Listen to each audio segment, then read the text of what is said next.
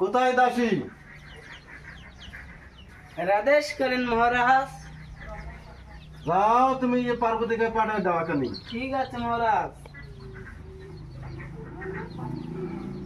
কি জন্য ডাকছেন মহারাজ? কি জন্য ডাকছে তোমাকে? তুমি এক কাজ করো, আমি কৈলাসনগরে যাবো। কৈলাসনগরে যাবো, তুমি আমার নিয়ে একটা ভাত আনতো, আমি খাওয়া দিয়ে কৈলাসনগরে যাবো। আমি ভাত আনবো, আমার একটু রহস্য আছে। কি রহস্য তোমার? আমাকে নিয়ে লাগবো। না পার্বতী, আমি তোমাকে কখনো কৈলাসনগরে নিয়ে যেতে পারবো না। আমিও ভাত আন দিতে পারবো না। পার্বতী, তুমি কিন্তু সীমা লঙ্ঘনা করছো। তুমি আমি যা করি তুমি আমার কথা মতন চলো। তুমি যাও আমার কি বাদ করে আমদানি করো। আমার কাল নিয়ে লাগবো। ঠিক আছে পার্বতী, তাহলে আমার একটা শর্ত আছে। মাইয়া মানুষ নিয়ে যদি আমি সন্ধ্যা রাত নয় উড়াল দেয়, কিন্তু আকাশের তারা নিচের বালু গুনতে গুনতে যাবে এমন, কিন্তু আমার শর্ত চল মতো চলা না, কিন্তু তুমি কোনো আনে রাত খাড়া করতে পারবা না। ঠিক আছে মহারাজ। যাও তাও যাও, তাহলে তাহলে তুমি আমাকে ভাত আনতে নিয়ে এসো। নেন মহারাজ, আপনার নাকি খাওয়া নিয়ে আসছি। ঠিক আছে দাও। খাবার টাবার খায়া কৈলাসনগরে যাবো আমরা।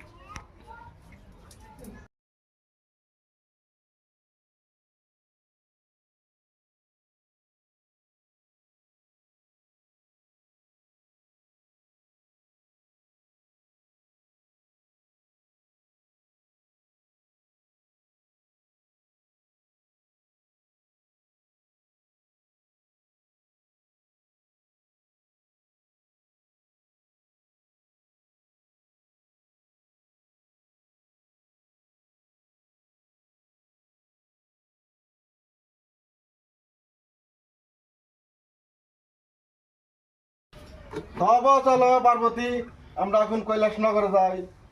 ঠিক আছে নয়। ঘর করিস।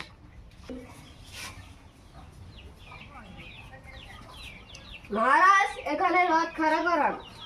না, আগে তো তোমাকে বলছি যে এখানে রথ খাড়া করাবো না, তুমি এখন কেউ রথ খাড়া করাও। তলে মানুষ বিভেতে বলছে। চলে মানুষ বিভেদে পড়ছে কি হয়েছে? চলো আমরা যেতে হবে কৈলাসনগরে। আমি নামবই। না রানী, তোমাকে আমি ভাই বলছি, তোমাকে বারবার বলছি যে তোমার রাস্তা কোনো রাত খাড়া করাতে পারবে না। তুমি তথাপি তুমি আমার সীমা লঙ্ঘন করছো, তাহলে সত্য তুমি চৌকে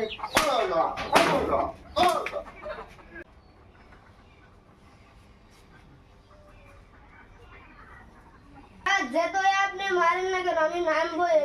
একটু না রানী, তোমাদের কোনো কথা আমি শুনবো না। চলো আমরা কৈলাসনগর যেতে হবে। আমি নামবই। কি রানী, তুমি নামবে? তাহলে